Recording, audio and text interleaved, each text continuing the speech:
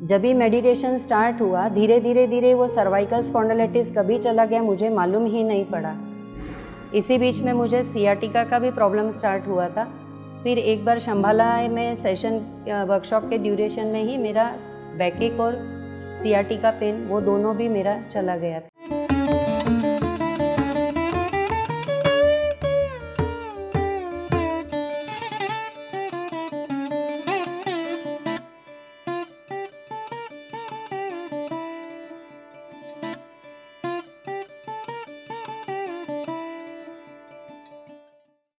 मेरा नाम मंजुला दवे है। मैं मलाड मुंबई में रहती हूँ।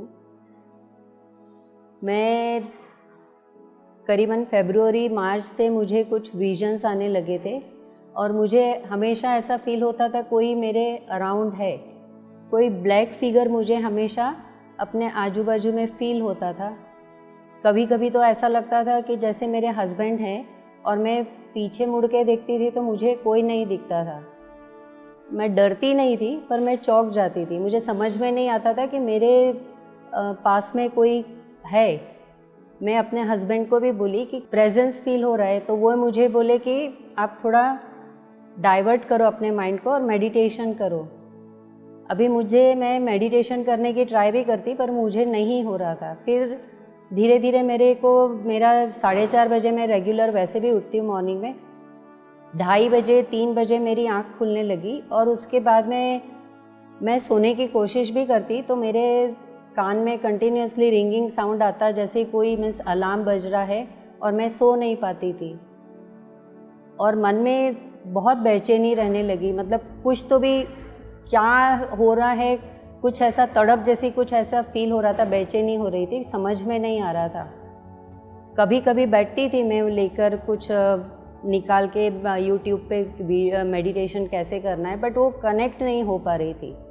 फिर एक दिन सडनली लेटी हुई थी आंख बंद करके, तो मुझे एक बहुत बड़ा ऐसा गोल्डन एक गोला आया सूरज के जैसा, पर आंखें उसमें चौंधिया ही नहीं, बहुत ही ब्यूटीफुल था। वो जो गोल्डन कलर था वो अपना जो रियल गोल्ड है उससे भी काफ़ी ब्यूटीफुल था। और उसमें से फिर एक सुंदर सा ओम लिखा हुआ निकला और वो भी उतना ही गोल्ड और ब्यूटीफुल था।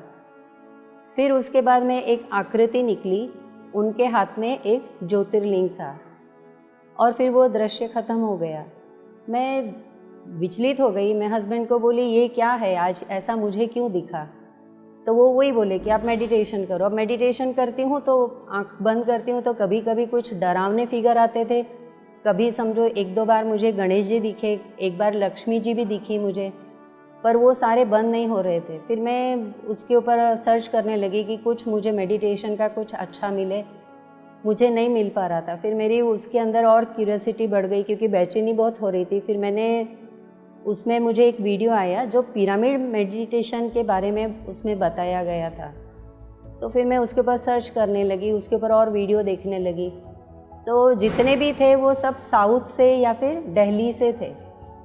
तो वहाँ पे मैं कैसे उनके साथ में कांटेक्ट करूँ, कैसे वहाँ से पिरामिड मेडिटेशन सीखूँ, समझ में नहीं आ रहा था। तो मैंने गूगल के ऊपर सर्च करा कि मुंबई में किधर होता है, तो मुझे मुलुंड का और खारगर का 2 उसके ऊपर नंबर मिले कि वहाँ पे है पिरामिड मेडिटेशन सेंटर। मुलुंड में मैंने फ़ोन लगाया, वो रिसीव नहीं हुआ। फिर खारगर में वो जो थी स्वाति मैम, उनसे मेरी बात हुई। मैंने उनको बोला मैं इतना दूर नहीं आ सकती मेडिटेशन करने के लिए, कोई हमारे नज़दीक मलाड में होगा तो बताइए। उन्होंने मुझे कोई गरिमा जी का नंबर दिया, उनसे बात हुई। उन्होंने मुझे कोई रेखा जी मलाड में है उनका नंबर दिया। उनसे कांटेक्ट होने पर फिर मुझे मालूम पड़ा, मैं उनसे बातचीत करी। उतने में मास्टर बनो 6.0 का अनाउंसमेंट हुआ, तो वो उन्होंने मुझे शेयर किया कि आप इसमें रजिस्टर करके आप ये ज्वाइन कर लो। मैंने वो ज्वाइन किया, 31 मार्च से मैंने वो ज्वाइन किया। उसी बीच में शंभाला ग्रुप का एक न्यू वर्कशॉप स्टार्ट हुआ, तो उन्होंने वो भी शेयर किया, बोले आप वो ज्वाइन कर लो। तो मैंने शंभाला ज्वाइन कर लिया। मुझे जो जितने भी विजन वगैरह आ रहे थे, डिस्टर्बेंस था, वो मेरा सारा ख़त्म हो गया।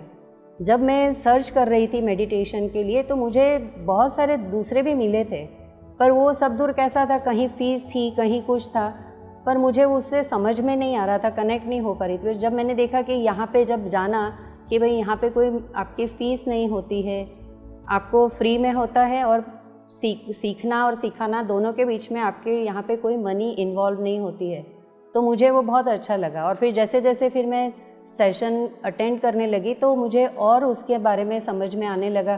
पहले पत्री जी नाम सुनती थी, पर मुझे कुछ ऐसा उसमें समझ में नहीं आ रहा था कि कौन है पत्री जी। फिर जब भी कुछ उसमें न्यू वर्ड सुनती थी, मैं गूगल पे जाके उसके बारे में स्टडी करती थी, तब मुझे मालूम पड़ा कि हाँ, ये पत्री जी हैं जिन्होंने ये PSSM मूवमेंट स्टार्ट किया है। मुझे PSSM का और PMC इसका भी फुल फॉर्म नहीं मालूम था, वो भी मैंने गूगल पे जाके सर्च किया। बस उसके बाद में मेरी जर्नी स्टार्ट हो गई। अब मुझे ये नहीं मालूम था कि यहाँ पे आके बॉडी हील होती है। मैं 2009 से बैकएक के कारण बहुत परेशान थी। एट द सेम टाइम मुझे सर्वाइकल स्पॉन्डिलाइटिस का भी प्रॉब्लम था। जब भी मेडिटेशन स्टार्ट हुआ, धीरे धीरे वो सर्वाइकल स्पॉन्डिलाइटिस कभी चला गया मुझे मालूम ही नहीं पड़ा। इसी बीच में मुझे सियाटिका का भी प्रॉब्लम स्टार्ट हुआ था। फिर एक बार शंभाला में सेशन वर्कशॉप के ड्यूरेशन में ही मेरा बैकएक और सियाटिका पेन, वो दोनों भी मेरा चला गया। बॉडी हील हो गई मेरे को, तो ये एक मेरे को बोनस मिल गया। मन भी बहुत अच्छा लग रहा था, इसमें जो चाहिए था वो मुझे मन मुताबिक मिल गया। बॉडी हील हो गई। अब धीरे धीरे वो मेरा नेचर के अंदर भी चेंज आने लगा। मैं बचपन से ही बहुत ज़िद्दी थी, मुझे जो चाहिए मतलब वो चाहिए ही चाहिए। सब जने उसके कारण परेशान भी रहते थे, पर अब धीरे धीरे है कि हाँ, उसके साथ में अब मैं थोड़ा समझने भी लग गई हूँ। बच्चे भी मेरे बोलते थे, मम्मी आप कोई भी चीज़ होती है आप उसको इमीडिएटली रिएक्ट करते हो, रिएक्ट नहीं मत करो, रेस्पॉन्ड करो।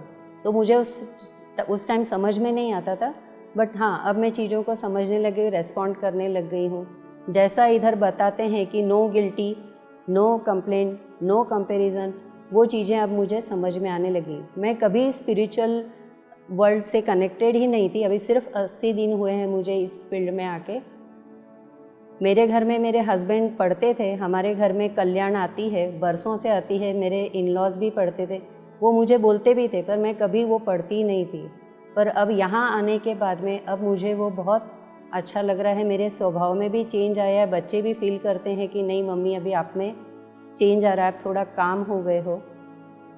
तो अभी मुझे यहाँ आके बहुत अच्छा लग रहा है। और अभी जब मैं इधर यहाँ पे उज्जैन में आनंदोत्सव अटेंड कर रही हूँ, तो यहाँ देख रही हूँ कि गुरु है, यहाँ गुरु का सिस्टम है ही नहीं। गुरु तो यहाँ पे सिर्फ एक ही है, वो भी आपकी सांस है जो सिखा रहे हैं। आते ही यहाँ पे आप एंटर होते ही आप भी मास्टर हो।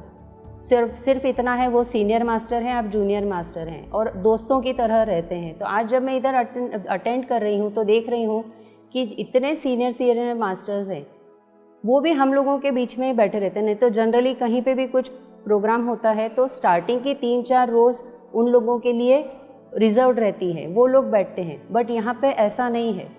हम लोगों के कितनी बार ऐसा होता है, आगे की सारी सीट्स फिल होती थी, वो मास्टर्स पीछे की तरफ हम लोगों के साथ में बैठे हुए थे। मुझे इतना अच्छा लगा कि हाँ, यहाँ पे एकदम रियली लेवल, मतलब कोई हायर लेवल नहीं है, कोई लोअर लेवल नहीं है, सब इक्वल लेवल के हैं। वो मुझे चीज़ बहुत अच्छी लगी है। अब बस मेरी जर्नी स्पिरिचुअल वर्ल्ड में स्टार्ट हुई है। अभी तो जस्ट 80 डेज़ हुए हैं, आगे और भी बहुत वंडरफुल थिंग्स होने वाली है लाइफ में, उसके लिए मेरे को पूरा विश्वास है। इसके लिए मैं पत्री जी की तहे दिल से आभारी हूँ। मैं पत्री जी से मिली नहीं हूँ, बट हाँ, जितने भी मास्टर्स हैं उनके अंदर मैं ज़रूर से पत्री जी के कुछ अंश देख रही हूँ। और वो जैसे बोलते हैं पत्री जी की हम सेना है, तो हाँ, वो मुझे बिल्कुल लग रहा है वो पत्री जी की सेना है। एक दिन जैसे दीप्ति मैम करा रही थी, उन्होंने मुझे बोला कि आप अंदर जाती हुई सांस और बाहर आती हुई सांस को ऑब्जर्व करो, देखो कैसी है। तो जब मेरी सांस मैंने देखा अंदर गई तो वो एक पैनल के फॉर्म में थी, इतनी ब्रॉड थी, और उसमें ऐसे सॉकेट्स बने हुए थे और वो एम्प्टी थे। वो अंदर गया, और जैसे ही वो अंदर गया तो मेरा पूरा अंदर का जो पोर्शन है वो पूरा एक मटके का रूप ले लिया, और वो पूरा अंदर मटके के नीचे कुछ जल रहा है, उससे लाइट आ रहा है, और वो पूरा अंदर का एरिया मेरा बिल्कुल एकदम ब्राइट हो गया।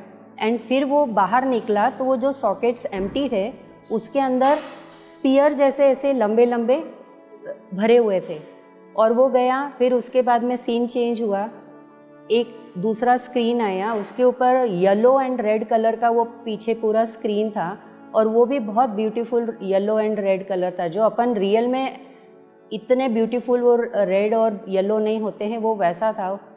और वहाँ पे बहुत सारे पेड़ लगे हुए थे और वो एग्जैक्टली स्पीयर के जैसे लंबा सा ट्रंक और उसके ऊपर बहुत सारी ब्रांचेस और उसके आगे बैठ के एक योगी ध्यान कर रहा है। और फिर उसके बाद में मुझे 350 ऐसा नंबर दिखा।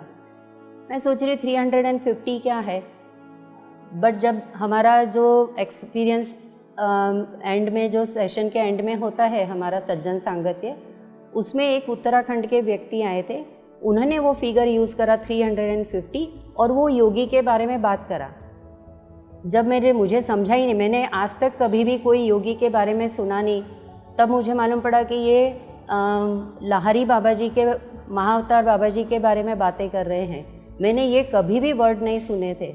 अब मैंने यहाँ आके मैंने सब सुना है। अब मेरे को मालूम पड़ रहा है कि हाँ, महाअवतार बाबा जी कौन थे, मैं उनके बारे में पढ़ भी रही हूँ।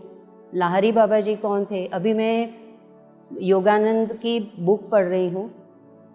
फिर उसके बाद में मुझे और एक और बार मेरा ऐसा हुआ कि एक दिन सीन एकदम से ऐसा लगा, कोई अपना रूम का जो विंडो है उसकी स्लाइडिंग खोली, किसी ने खोली है और वो पूरा बाहर की तरफ डार्क है। मैंने बोला ये इधर बाहर मैं क्या देखूं, यहाँ तो पूरा डार्क है। उतने में वहाँ पे एक बाहर ऐसी गुलाब की ब्रांच आई, उसमें ऊपर एक रेड कलर का बड़ा सा गुलाब था और एक नीचे मैरून कलर का गुलाब का फूल था। फिर उसके बाद में ऐसे तो बहुत एक्सपीरियंसेस होते हैं। बीच में एक दिन एक मैम, अभी मैंने सेथ विजडम के टाइम पे बोल रही थी कि आप फील करो, अपने अनाहत चक्र के ऊपर आप कंसंट्रेट करो और उसको एक्सपांड करो। तो जब मैंने वो कर रही थी तो वहाँ पे मुझे एक ऐसा कमल का फूल दिखा, उसके सेंटर में एक लाइट थी और वो धीरे धीरे कमल का फूल एकदम एक्सपांड होता गया और इतना बड़ा हो गया और उसके ऊपर से ऐसे ड्यू ड्रॉप्स बोलो या फिर अपना बारिश की जो बूंदें हैं सफ़ेद नीली रंग की, और वो उसके ऊपर गिर रही थी। आज सुबह ही जब ही सर ने रामाराजू सर ने मेडिटेशन करा रहे थे, तभी वो बोले कि यहाँ पे आप अपने महाकाल बाबा हैं और महाकाली जी हैं, वो आए हैं और अपन उनके सानिध्य में अपन मेडिटेशन कर रहे हैं। तो उसी टाइम मेरे को अपने मेडिटेशन में वापस बड़ा सा ओम लिखा हुआ देखा और उसके बाद में कंकु के पगलिए ऐसे पैर वो चलते हुए ऐसे अंदर आ रहे हैं, वो भी मुझे दिखा। ऐसे एक्सपीरियंसेस तो अभी मेडिटेशन के टाइम पे हो रहे हैं। विज़न अभी भी आना बंद नहीं हुए हैं। अभी देखिए कैसे वो सब डॉट्स कनेक्ट होते हैं, जैसा मैम बोलती है, दीप्ति मैम। नेचर में भी फ़र्क आया है। पहले लगता था किसी ने ऐसा क्यों बोल दिया है, पर अब लगता है कि नहीं, जैसे दीप्ति मैम बोलती हैं कि नहीं, आप जो भी आया है वो आपको कुछ आपने ही चूज़ किया है, उससे कुछ सीखने के लिए आपको वो एक्सपीरियंस आपके साथ में आए हैं, वो आपसे जुड़े हैं, तो आप उनके लिए लव भेजिए, वो उन चीज़ों को पॉजिटिवली लीजिए, उनको थैंक्स बोलिए कि वो उनके थ्रू आप कुछ लेसन सीख रहे हो, धैर्य सीख रहे हो, पेशेंस सीख रहे हो। इसी तरह से चीज़ें लाइफ में होती जा रही है। अभी लोगों के लिए पहले लगता था, गुस्सा आता था, पर अब लोगों के लिए कि हाँ, किसी ने कुछ बोल दिया ना तो इमीडिएटली फॉरगिवनेस निकलता है अंदर से। फिर अपन उनसे फॉरगेट भी करते हैं, उनसे माफ़ी भी मांगते हैं। इसी तरह से एक दो घटनाएं हैं जो बचपन की, बीच में मास्टर बनो में भी उन्होंने सर ने एक बार करवाया था कि कोई ऐसी घटना होए बचपन की या वगैरह की जो आपको आज तक अंदर हर्ट करती होगी, तो वो आंख बंद करके फील करो। तो मैंने जब वो फील बंद किया तो मुझे एक बचपन का सीन याद आया, जब भी हमारे फैमिली फ़ोटोग्राफ्स लिया करते थे साल भर में एक बार।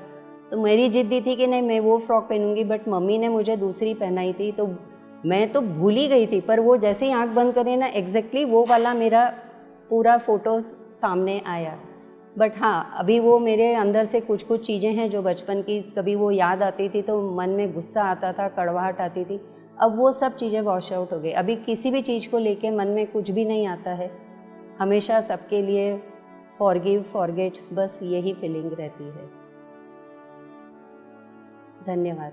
PMC हिंदी बदले जीवन।